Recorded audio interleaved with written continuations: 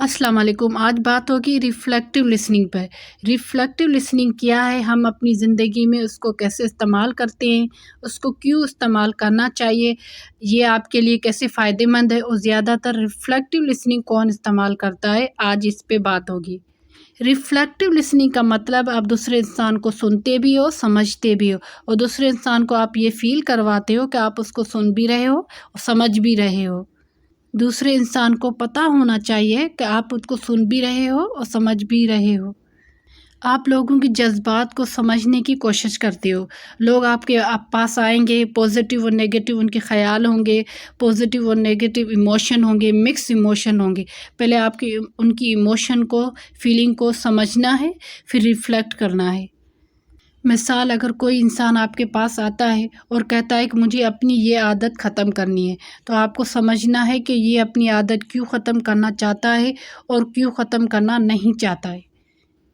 दूसरी मिसाल लेते हैं, अगर कोई इंसान आपके पास आता है, उसके पास 2 नौकरियां हैं, नौकरी ए और नौकरी बी, लेकिन वो कंफ्यूज है, उसको पता नहीं चल रहा कि मैं कौन सी नौकरी करूं। तो पहले उसकी फ़ीलिंग को समझना है, फिर रिफ्लेक्ट करके बताना कि आपकी ये फ़ीलिंग है।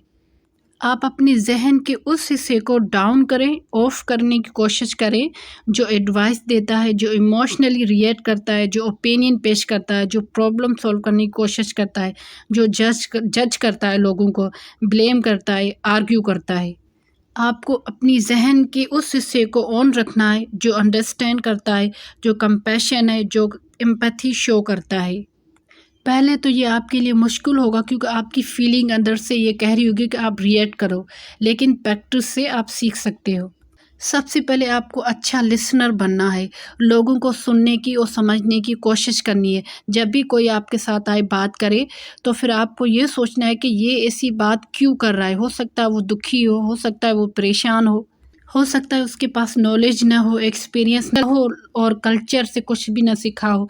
उसकी जेनेटिक्स क्या है, उसकी इग्नोरेंस है, उसको खौफ है, फ़ियर है और ख़ुद के बारे में नॉलेज नहीं है।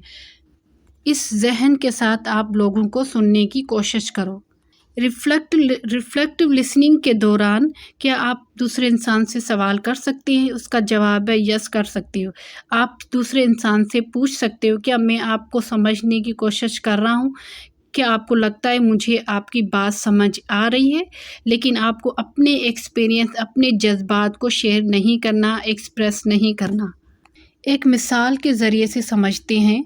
एक बच्ची है, वो किसी पार्टी में जाना चाहती है, लेकिन उसकी अम्मी उसको उस पार्टी में जाने नहीं देती, तो वो बहुत ज़्यादा गुस्सा करती है। उसकी अम्मी उसको कहती है कि आपको लगता है कि आप जो करना चाहती है वो आप नहीं कर पा रही हो, आपको लगता है कि आपको आज़ादी हासिल नहीं है, आप परेशान हो।